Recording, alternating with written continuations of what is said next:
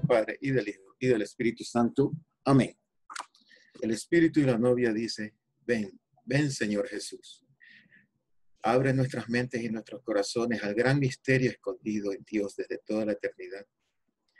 Danos los ojos de ver esa imagen de ese gran misterio en nuestra creación como hombre y mujer, y en nuestro llamado a convertirnos en un solo cuerpo en comunión matrimonial. Danos también los ojos para ver la revelación definitiva de este gran misterio en nuestra redención como hombre y mujer, y nuestro llamado en convertirnos en un solo cuerpo contigo en comunión eucarística. Planta dentro de nuestros corazones una gran esperanza en la resurrección de nuestros cuerpos, cuando todos los que responden a la invitación de las bodas del Cordero podrán verte cara a cara en la eterna consumación de las bodas del Cordero. Señor, en tus manos ponemos esta catequesis. Derrama tu Espíritu sobre nosotros.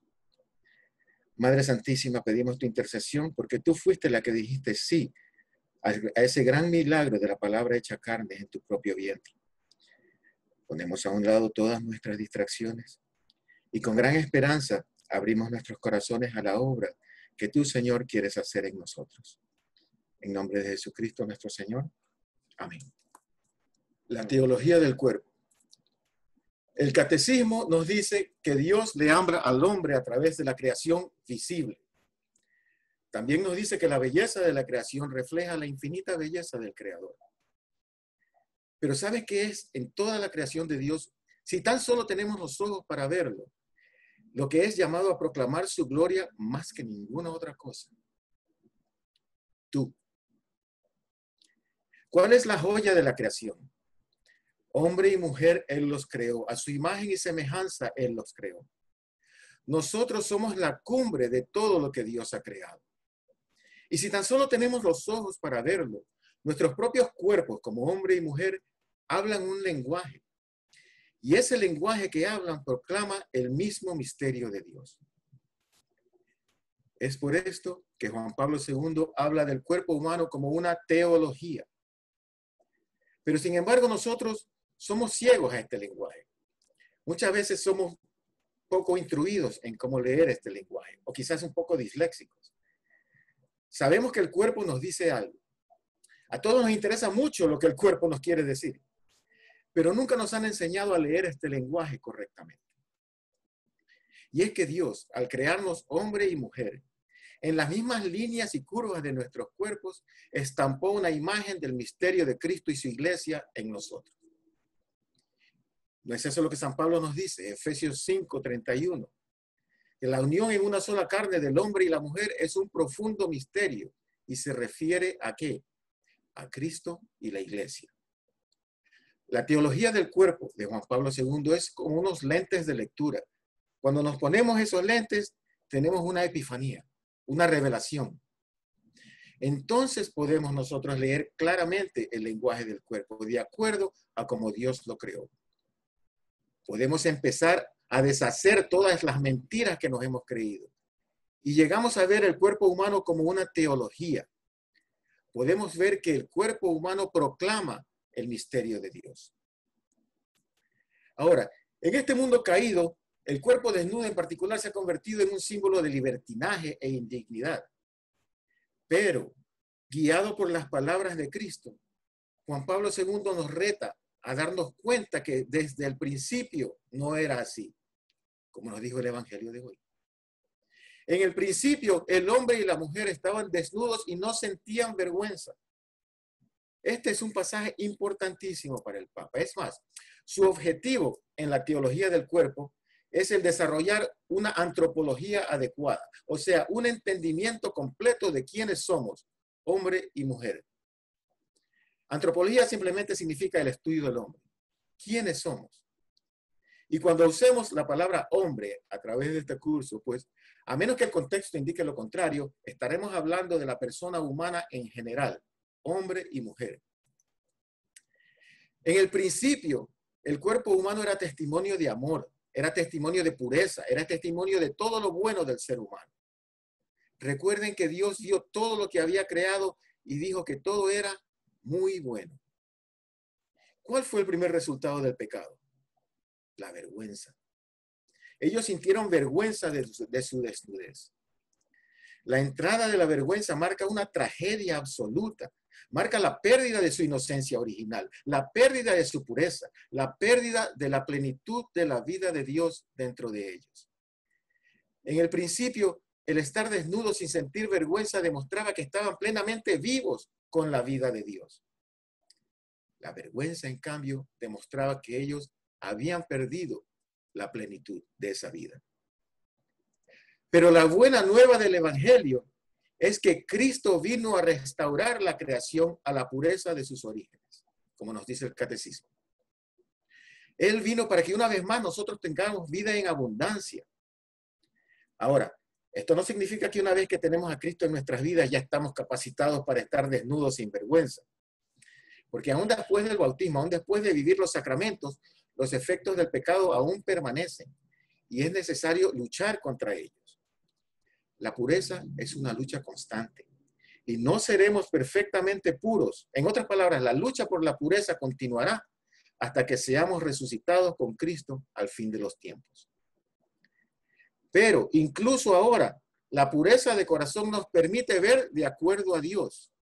Como nos dicen las bienaventuranzas, los de corazón puro son los que verán a Dios. La pureza de corazón nos permite ver el cuerpo humano, el nuestro y el de los demás, como templo del Espíritu Santo, como una manifestación de la belleza divina. Y esto es esta pureza, con esta gracia de ver de acuerdo a Dios, que buscamos reflexionar sobre el gran misterio del cuerpo humano con la ayuda de Juan Pablo II y su teología del cuerpo. Pues primero vamos a definir qué es la teología del cuerpo. Este es el título que Juan Pablo II le dio a 129 catequesis que él dio en las audiencias generales de los miércoles desde septiembre del 1979 a noviembre de 1984. 5 años que él dedicó a este proyecto. Esa era la importancia que el Santo Padre le veía.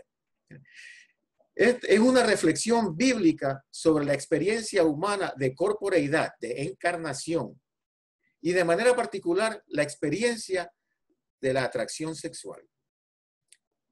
En la catequesis cristiana muchos quizás se sienten muy cómodos poniendo énfasis en el espíritu, pero la mayoría quizás no se sientan muy familiarizados y quizás hasta incómodos con un marcado énfasis en el cuerpo humano.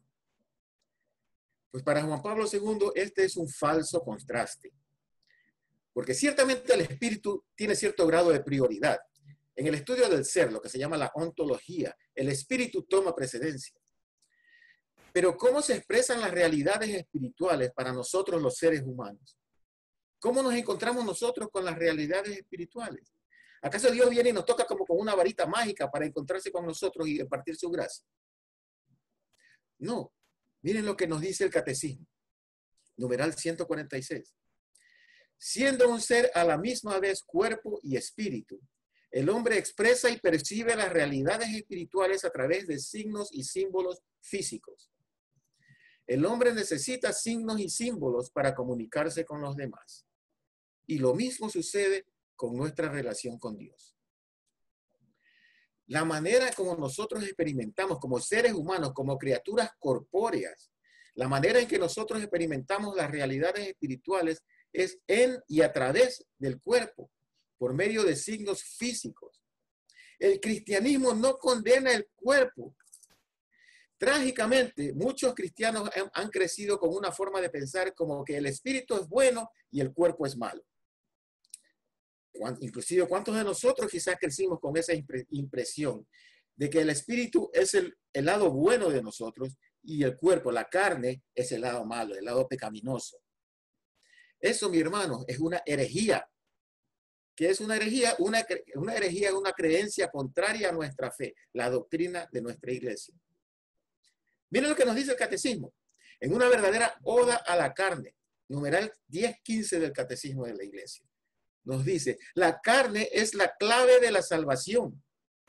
Nosotros creemos en el Dios que es el creador de la carne.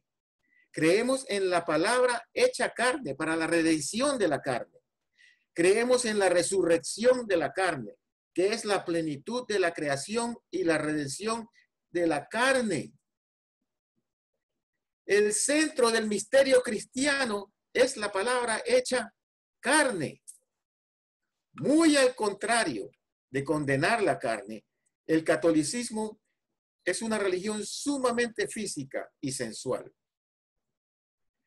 ¿Qué significa la palabra sensual? Cuando yo digo la palabra sensual, ¿qué es lo que ustedes oyen?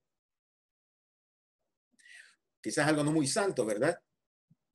Nuestro propio lenguaje necesita ser redimido. El verdadero significado necesita ser recobrado. Sensual simplemente significa a través de los sentidos. ¿Por qué es que la iglesia tiene velas, incienso y música y campanas y olores y toda clase de cosas que estimulan y llenan nuestros sentidos? Dios llena nuestros sentidos. ¿Cómo nos encontramos más íntimamente con Dios? No es a través de ninguna varita mágica, sino por medio de nuestros cuerpos y de nuestros sentidos. Bañando el cuerpo con agua, ungiendo el cuerpo con óleo, imponiendo las manos sobre el cuerpo, confesando con nuestros propios labios nuestros pecados, comiendo y bebiendo el cuerpo y la sangre de nuestro Señor Jesucristo. Y sí, a través de esa unión tan completa, por la cual un hombre y una mujer unen sus vidas tan íntimamente que se convierten en una sola carne. Estos son los sacramentos de nuestra iglesia. Estos sacramentos son como nosotros nos encontramos más íntimamente con ese misterio espiritual, en y a través de nuestros cuerpos, por medio de estos signos físicos y a través de nuestros sentidos. En efecto, lo que vamos a aprender por medio de la teología del cuerpo es que el mismo cuerpo humano es de cierta manera sacramental. Y cuando el Papa utiliza esta palabra sacramental o cuando habla del sacramento del cuerpo humano, él se refiere a una definición más amplia y más antigua de la palabra sacramento. No estamos hablando de los 7 sacramentos, esos sacramentos con S mayúscula, los 7 conductos de la gracia instituidos por Cristo y administrados por la Iglesia. No. Cuando hablemos del sacramento del cuerpo humano, nos referimos a una definición más amplia o general de la palabra sacramento, que significa un signo que hace visible el misterio visible de Dios. Dios quiere hacer su misterio invisible, visible para nosotros. Nosotros no podemos ver a Dios, ¿verdad? Dios es puro espíritu. Pero el misterio del cristianismo, si la religión en general es el hombre buscando a Dios, el cristianismo en particular es Dios buscando al hombre. Nosotros podemos conocer ciertas cosas de Dios en nuestra búsqueda de Él, pero Él se nos tiene que revelar a nosotros. Esa es la única manera de que nosotros podamos conocerlo. Ahora, lo maravilloso es que eso está en el mismo corazón de Dios, su deseo ardiente de revelarnos quién Él es. ¿Cómo lo hace? La palabra se hizo carne. El cuerpo humano es el signo primordial, o sea, desde el mismo principio, de una realidad espiritual fundamental. Y es desde esta perspectiva que el Papa quiere estudiar el cuerpo humano, no como un organismo biológico, sino como una teología, como un signo visible en el mundo del misterio invisible de Dios. Bueno, si pudiéramos resumir todas las 129 catequesis del Papa en una sola cita, en un solo pasaje, es este. El cuerpo, y solo el cuerpo es capaz de hacer visible lo que es invisible, lo espiritual y lo divino. Pensemos un poquito. ¿Cómo saben ustedes que yo estoy aquí? Esa realidad espiritual que es Víctor Gustavo Ruiz está siendo comunicada a ustedes a través de mi cuerpo y de sus sentidos. Nosotros como seres humanos no somos espíritus atrapados en un cuerpo. Nuestros cuerpos revelan y hacen visible el misterio espiritual que somos nosotros. Ustedes me ven, me oyen. Cuando nos vemos en persona, nos damos la mano, nos damos un abrazo, me pueden tocar. Desafortunadamente, los que han trabajado conmigo 3 días en un retiro quizás hasta me han olido. Pero es a través de mi cuerpo y de sus cuerpos que nos encontramos el uno con el otro. Pero también es a través de nuestros cuerpos como nos encontramos con Dios. El cuerpo hace visible lo espiritual y lo divino, nos dice el Papa. El cuerpo fue creado para transferir a la realidad visible de este mundo el misterio escondido en Dios desde toda la eternidad y de esa manera ser un signo de Él. Esta declaración del Papa, todo está basado en ella, en esta catequesis. Por lo tanto, es importante tomarnos un poquito de tiempo ahora para entender más precisamente lo que él quiere decir con esto de que el cuerpo humano es un signo del misterio de Dios. Un signo es algo que nos señala a una realidad que está más allá de sí mismo y de cierta forma nos hace presente esa realidad que es trascendente a nosotros, o sea que está más allá de nosotros. Imaginémonos un momento una señal en la carretera, ¿verdad? Un signo que te señaló hacia el Bronx cuando estabas manejando en el camino a tu retiro.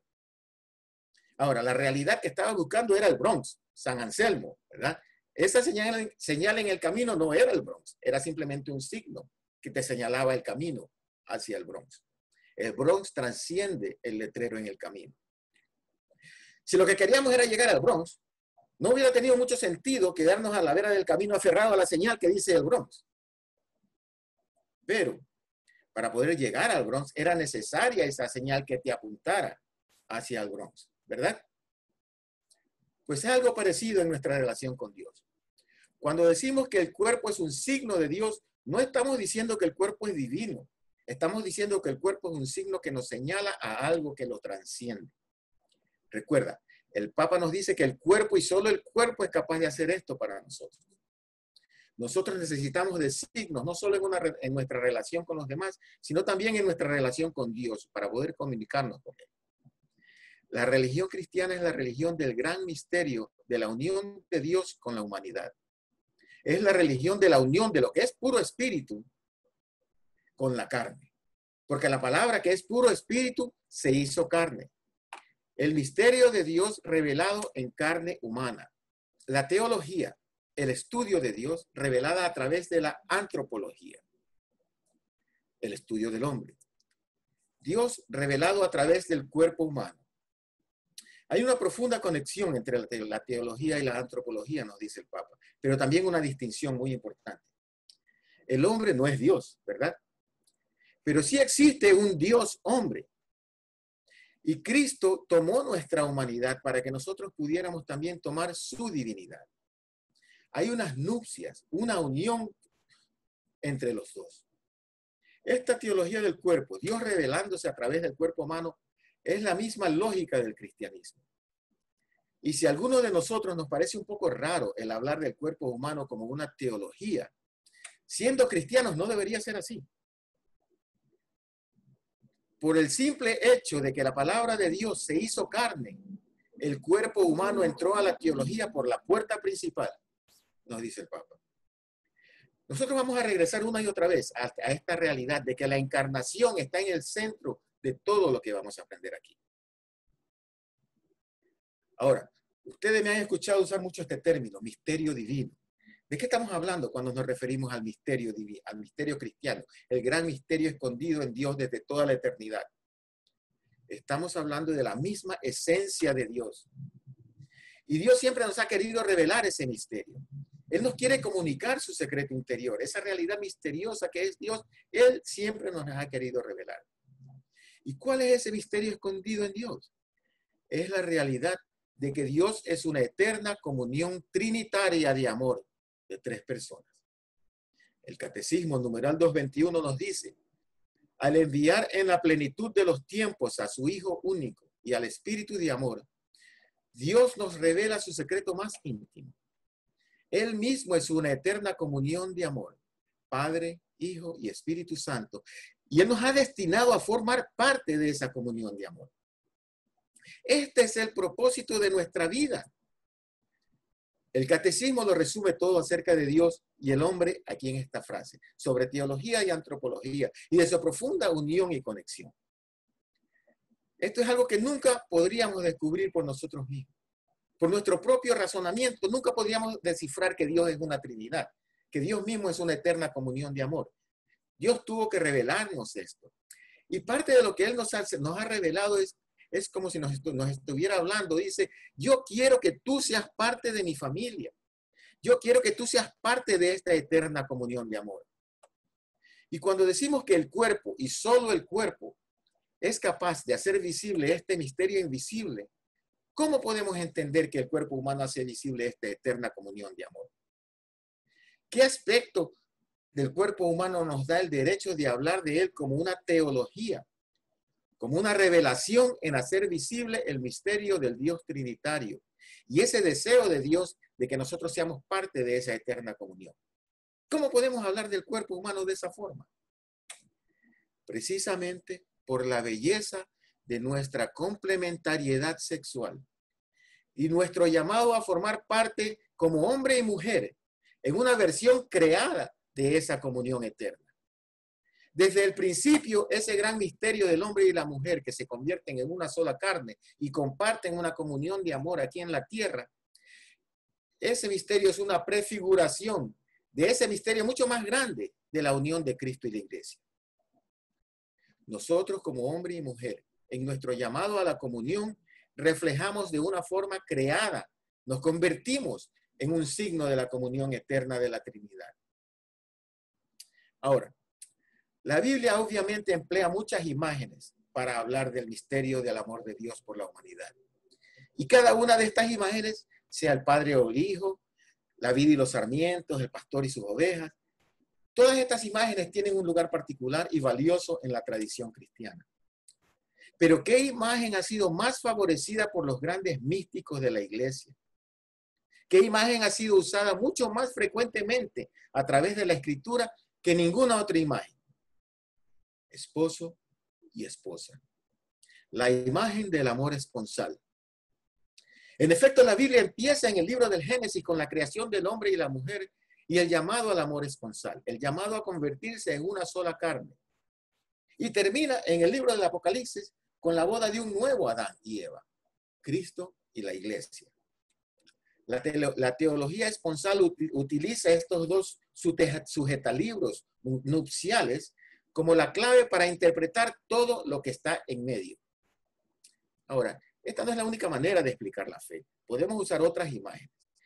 Pero el Papa prefiere esta imagen. Él nos dice que esta imagen nos permite penetrar algo de la misma esencia del misterio del amor de Dios, de una manera que las otras imágenes no lo hacen. En efecto, a través de todo el Antiguo Testamento, Dios revela su amor por su pueblo como el amor de un esposo por su esposa. Cuando Israel es infiel a Yahvé, los profetas la acusan de cometer adulterio. El Cantar de los Cantares, esa poesía del amor erótico de la Escritura. Esto es lo que Dios usa para describir su amor por su pueblo. Y en el Nuevo Testamento, ese amor eterno del novio eterno es literalmente encarnado cuando la palabra se hace carne.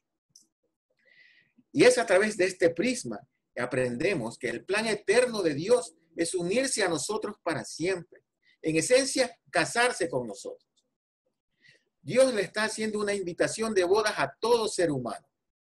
Él quiere vivir con nosotros en una eterna comunión de amor, la cual es revelada en este mundo de una manera muy particular, en el amor de un hombre por una mujer.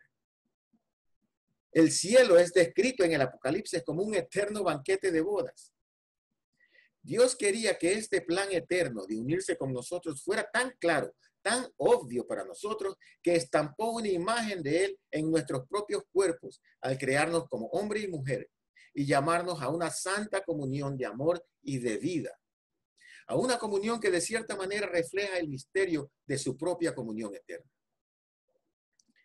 Ahora, yo quisiera por un momento que pensemos con la mente del engañador, del mentiroso. ¿Cuál es el mentiroso? El enemigo, ¿verdad?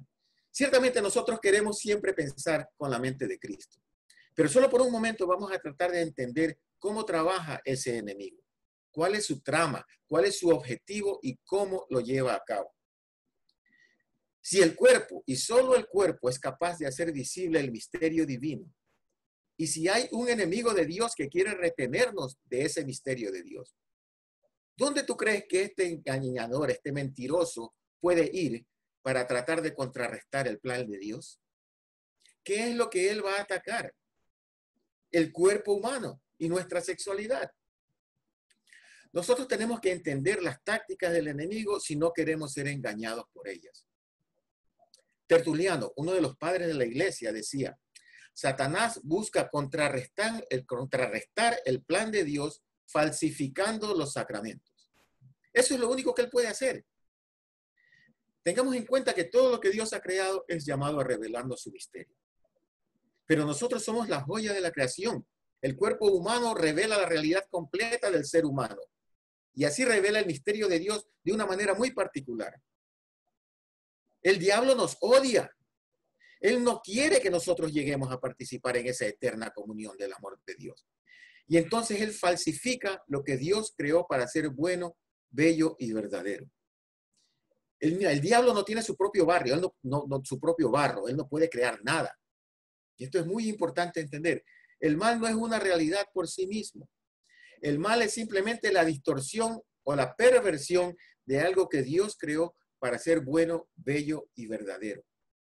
Eso es lo único que puede hacer el demonio. Retorcer la creación de Dios y vendértela a ti haciéndote creer que eso es lo que tú buscas. Esa distorsión, esa perversión que él te vende.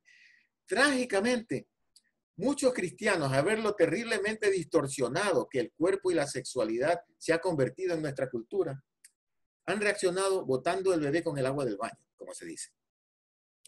Si nosotros botamos el bebé con el agua del baño, si rechazamos la carne, si tememos nuestra fisicalidad, si tememos nuestra sexualidad por lo distorsionada que se ha convertido, no hemos vencido las mentiras del enemigo. Nos las hemos tragado enteritas si hacemos eso. Falsificar los sacramentos es lo único que el diablo puede hacer. Si yo tuviera un billete de $100 en una mano y uno falso en la otra, ¿cuál de los dos tú querrías? El verdadero, pues claro. Pero ¿qué tal si creciste en una cultura que te bombardeó incesantemente con propaganda que te convenció de que lo verdadero es falso y lo falso es verdadero? ¿No estarías un poquito confundido? ¿No estarías incluso engañado? ¿Y cuál es la respuesta apropiada hacia alguien que ha sido engañado por una falsificación? ¿Condenación o compasión? Cristo no vino a condenar, Él vino a salvar, porque Él sabe que hemos sido engañados. Si tú quieres saber qué es lo más sagrado en este mundo, solo tienes que buscar lo que es más violenta e incesantemente profanado. El diablo ataca al nivel de los dones más grandes de Dios. ¿Acaso hay alguna duda en nuestra cultura de hoy lo que es más violentamente atacado, lo que es más violentamente profanado y falsificado? El cuerpo humano y la sexualidad, en especial el cuerpo de la mujer. Mis hermanos, es un choque, una batalla entre lo simbólico y lo diabólico. En el idioma griego, la palabra simbalín significa juntar, recoger, unir. La palabra diabolín significa quebrar, romper, esparcir, desparramar. El plan de Dios para el ser humano es unión, comunión, matrimonio. Este plan trae vida al mundo. El plan del diablo es separación, fractura, divorcio. Esto trae la muerte al mundo. La unión conyugal es la base y el núcleo de la familia. Cuando esta unión conyugal es orientada hacia el amor y la vida, entonces construye matrimonios y familias que viven la verdad del amor y la vida. Y a la vez construyen culturas que viven la verdad del amor y la vida. Cuando la unión conyugal es desorientada, cuando el acto conyugal es orientado contra el amor y contra la vida, no solo descompone la relación entre el hombre y la mujer, la familia se desmorona, la cultura colapsa y entonces tenemos lo que tenemos hoy, una cultura de muerte. Muchos creen que el aborto es la raíz de esta cultura de muerte. Pero ¿de dónde vienen todos esos bebés que están siendo matados? 4,000 al día solamente en los Estados Unidos. El mal uso y el abuso del plan de Dios para la unión sexual. Muchos están dispuestos a matar simplemente para poder darle rienda suelta a sus pasiones. Y la solución no es ese extremismo animalista, ni tampoco la represión puritana, sino la integración, la unidad del cuerpo y el alma, de la sexualidad y la espiritualidad. Cristo, a través de la encarnación y el misterio pascual, sana esa herida. Gaudium et Spes, la Constitución Pastoral del Concilio Vaticano II, nos dice: la verdad es que el misterio del hombre solo se esclarece en el misterio de la palabra encarnada. Cristo, el nuevo Adán, en la revelación del misterio del Padre y de su amor, revela plenamente al hombre a sí mismo y le hace ver su vocación suprema. Es por eso que el primer proyecto catequético de Juan Pablo II fue dedicado a desarrollar una visión bíblica de la sexualidad y el amor humano. La teología del cuerpo fue inspirada por un llamado que su predecesor, el Papa Pablo VI, hizo por una visión integral del hombre en su controversial encíclica Humane Vitae sobre la anticoncepción. Cuando esta encíclica fue publicada en 1968, cayó como una bomba en la iglesia. Tanta fue la resistencia que Pablo VI no escribió una encíclica más. Él fue papa por 10 años más, hasta el 1978, cuando él murió. Y Humane Vitae fue 10 años antes, fue la última encíclica que él escribió. Y hasta el día de hoy, tanta ha sido la resistencia a la doctrina de la iglesia. Si creemos las estadísticas, cerca del 80% de los católicos hoy rechazan la enseñanza de la iglesia sobre este tema. Hacen lo que les da la gana.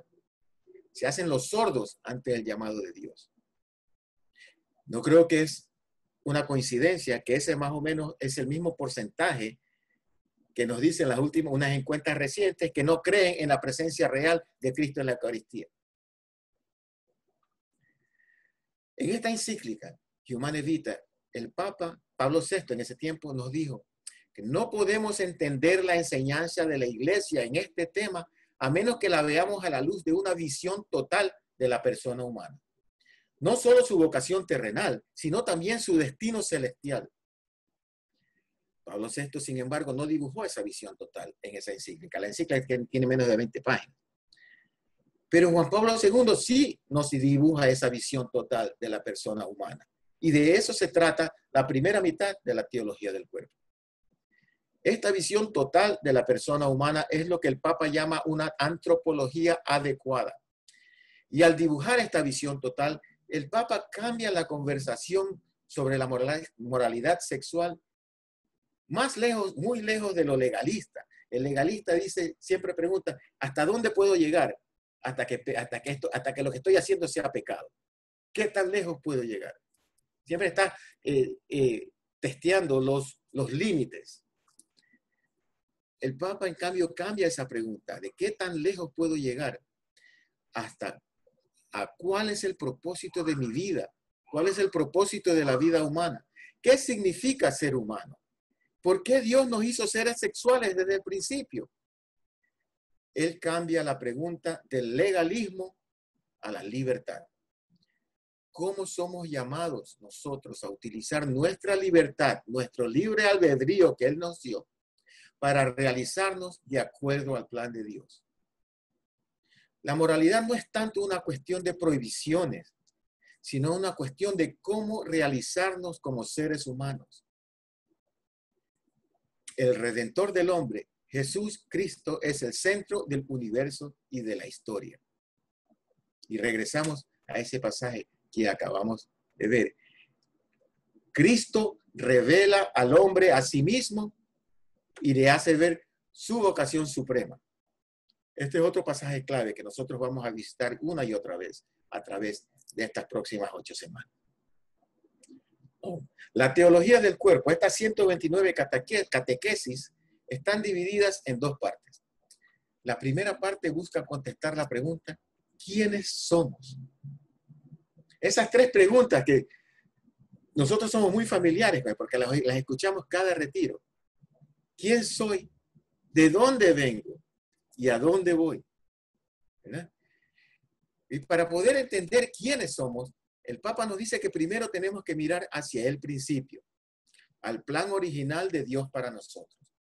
Esa es su reflexión sobre el hombre original, que va a ser la sesión número 2 de nosotros. Después, nosotros necesitamos reflexionar sobre nuestra historia. Nosotros somos hombres y mujeres históricos, los que hemos heredado el pecado original. Ahora, el hombre histórico empieza con el comer el árbol del conocimiento del bien y el mal. Pero nosotros no somos solo seres humanos caídos, también somos redimidos en Cristo Jesús. Ese es el segundo ciclo de la enseñanza del Papa. En el tercer ciclo, el Papa nos dice que no solo tenemos que mirar a nuestro origen y a nuestra historia, también tenemos que mirar hacia nuestro destino, hacia dónde vamos. Y esa es una reflexión sobre el escatón. El escatón es la realidad definitiva, el fin de los tiempos. Cristo regresa y las bodas del Cordero son eternamente consumadas. Entonces, él reflexiona sobre el hombre escatológico. La segunda parte de la catequesis es donde el Papa aplica esta visión total del ser humano a la pregunta de ¿cómo hemos de vivir? Nosotros no podemos saber cómo estamos supuestos a vivir sin antes saber quiénes somos. Entonces, pues el Papa examina primero las vocaciones cristianas. Primero, el celibato por el reino, que acabamos de escuchar también en el pasaje del Evangelio de hoy. Y luego el matrimonio, concentrándose en el capítulo 5 de la carta a los Efesios. Y después terminamos con el sexto ciclo de la teología del cuerpo, reflexionando una vez más sobre la cuestión de la moralidad sexual, particularmente en la encíclica Humanae Vitae que acabamos de mencionar. Esta va a ser la estructura de este curso. Vamos a pasar por cada uno de estos ciclos, empezando con esta charla de hoy, una charla de introducción, y luego al final terminaremos con una charla de conclusión, redondeando todo lo que hemos aprendido. Ahora, es muy importante entender que la teología del cuerpo no es simplemente una catequesis sobre el sexo y el matrimonio. Ciertamente es eso, sí, pero es mucho más que eso. Lo que vamos a aprender es que al entender el significado del cuerpo, de nuestra sexualidad y del amor conyugal, llegamos a comprender el significado y el propósito de la vida misma. La curiosidad sana sobre nuestra sexualidad, si buscamos verla como Dios la ve, en actualidad nos va a llevar al corazón del misterio cristiano y al significado y propósito de nuestra existencia. Ese, mis hermanos, va a ser nuestro objetivo en las próximas 8 semanas. Pedimos la intersección de nuestra Virgen María y de San Juan Pablo II. O sea, ruega por nosotros. En el nombre del Padre, del Hijo y del Espíritu Santo. Amén.